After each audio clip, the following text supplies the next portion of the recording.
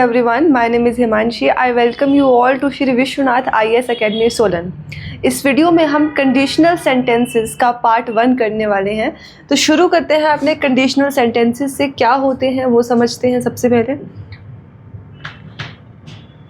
Conditional sentences में basically होता क्या है कि आपका कुछ इस तरह से आ जाता है कि कंडीशनल सेंटेंसेस जब दो सेंटेंसेस एक साथ चल रहे हो, ठीक है, कंडीशन दी हो कि अगर ये हो गया तो ऐसा होगा, ठीक है, अगर ये हुआ होता तो मैं ऐसा करता, तो ये बेसिकली कंडीशनल सेंटेंसेस होते हैं।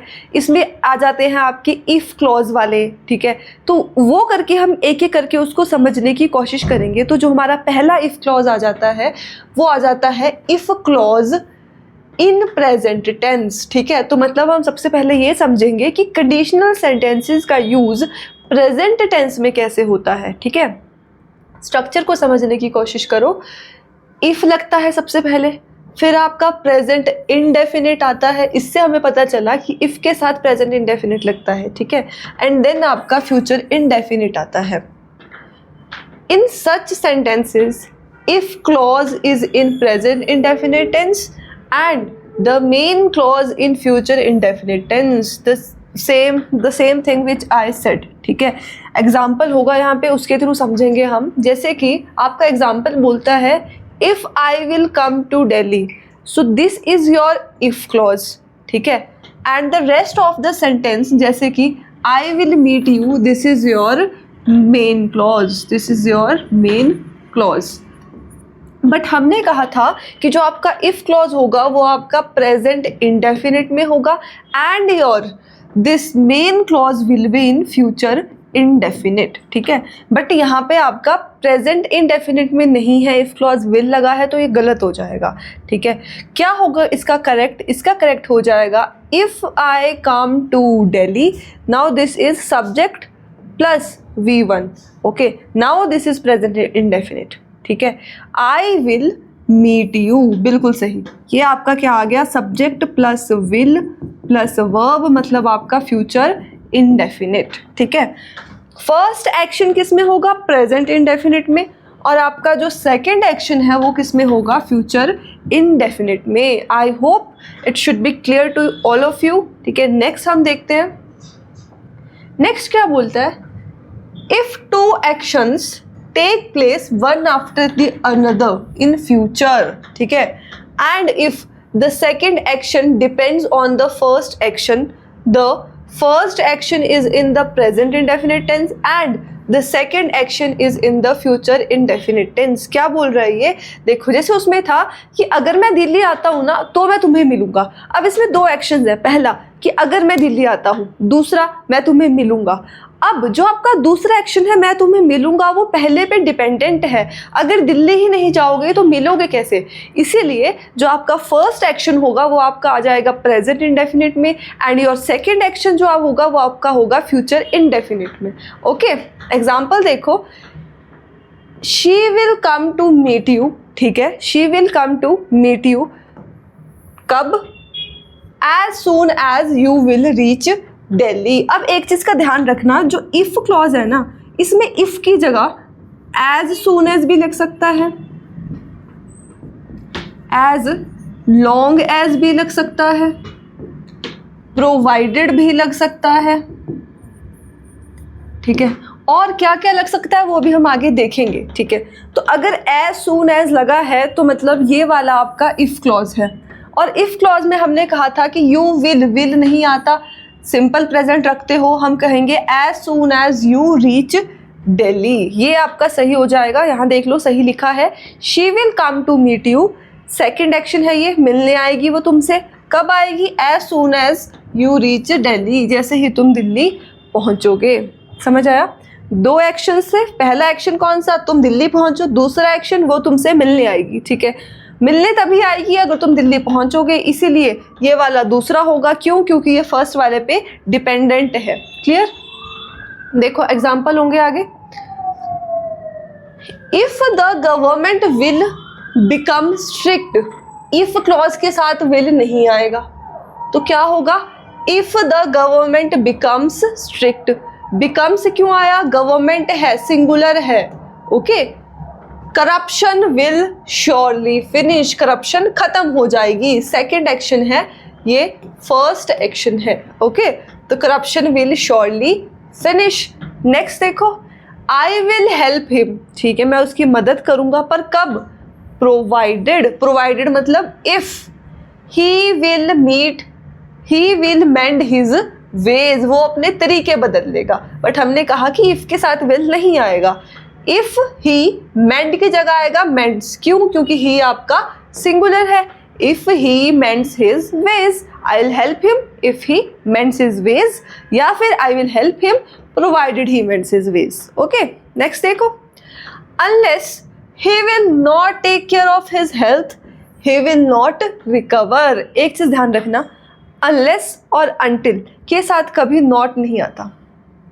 ओके, और दूसरी चीज, अब यहाँ पे अनलेस किसका काम कर रहा है? इफ का काम कर रहा है, तो इफ के साथ विल भी नहीं आता, तो क्या आएगा?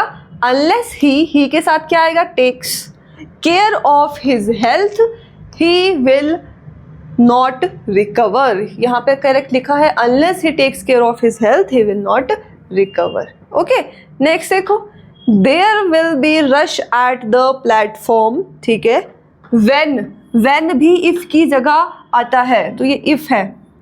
If the train will arrive, अब ये जो आपका विल है इफ के साथ नहीं आता, तो क्या आएगा? When the train arrives. Okay, simple present और ये वाला आपका simple future. Got it? Next देखो, यहाँ पे करेक्ट फॉर्म लिख रखी है प्रीवियस सेंटेंस की, there will be rush at the platform when the train arrives. Fine, अगला example, in the above sentence, ठीक है, this is not the example. Okay, in the above sentence will, shall, would will not come with the part before, after, until, unless, in case, when, as soon as, provided, before, after, until, unless, in case, and lest. Not is not used with clause comprising until, unless. See sentence 4. Okay, ये सब भूल जाओ, क्या लिखा है मत सोचो, ठीक है, सब कुछ बकवास है। यहाँ देखो, until और आपका unless, these are two words जिनके साथ आप not नहीं लगाओगे। उसके अलावा जो कुछ भी लिखा है इसका मतलब सिर्फ इतना है कि जो if है आपका, उसकी जगह पे क्या क्या लग सकता है। उसकी जगह पे आपका after लग सकता है, until लग सकता है, unless, in case लग सकता है, when, as soon as लग सकता है, provided लग सकता है, and now they have repeated the same thing, lest लग सकता है। ओके, लेस्ट लग सकता है किसकी जगह? इफ की जगह।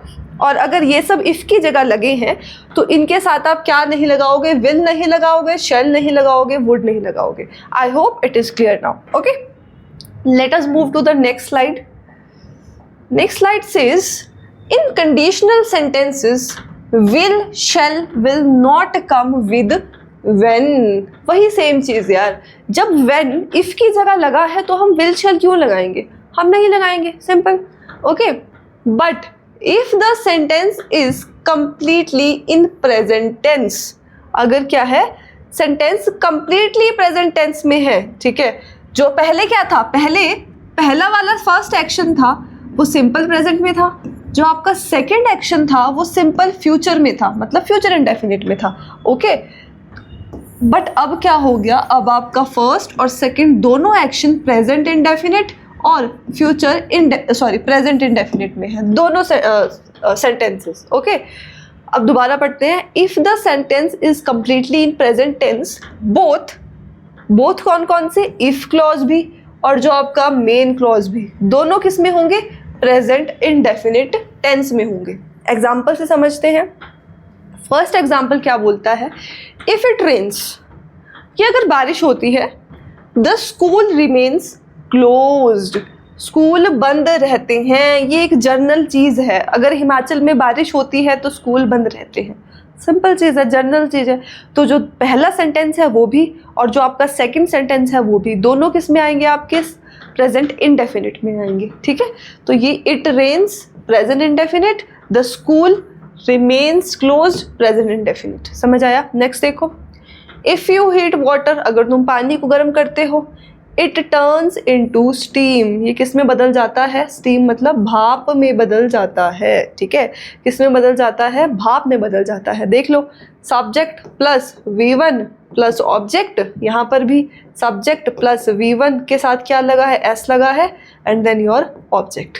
तो दोनों किस में है? Both the sentences are in present indefinite. ठीक है, if a probability is expressed in a sentence, may might will come in place of will. अगर किसी भी सेंटेंस में हम प्रोबेबिलिटी की शायद ये हो सकता है, तो मे माइट आएगा किसकी जगह पे? विल की जगह पे। कैसे? इफ इट रेन्स, कि अगर बारिश होती है, the students may not come for the class. ठीक है, अब ये प्रोबेबिलिटी है ना कि बारिश होगी या नहीं होगी, वी डू नॉट नो। और अगर होगी तो स्टूडेंट्स क्या होंगे? क्लास के लिए नहीं आएंगे। और पिछले सेंटेंसेस में हम बोल रहे थे the students will not come for class, but अब यहाँ पे प्रोबेबिलिटी है कि अगर बारिश होगी तभी, तो विल की जगह क्या आ गया? मे आ गया। नेक्स्ट देखो, इफ़ द फॉग स्टेज, कि अगर धुएं रहती है फॉर लॉन्ग, काफ़ी लंबे समय तक, the flights may get late, flights late हो सकती है। अब ये भी प्रोबेबिलिटी है, शायद ही होगा, अगर धुएं रही तभी फ्लाइट्स लेट होगी, तो इसीलिए विल की जगह क्या आ गया आपका? मे। क्लियर? नेक्स्ट देखो। ओके, सो इस वीडियो में इतना ही था। आई होप आप सभी को समझ आया होगा, and if you have any queries regarding anything, you can just contact us on the given number. Thank you very much for watching this video.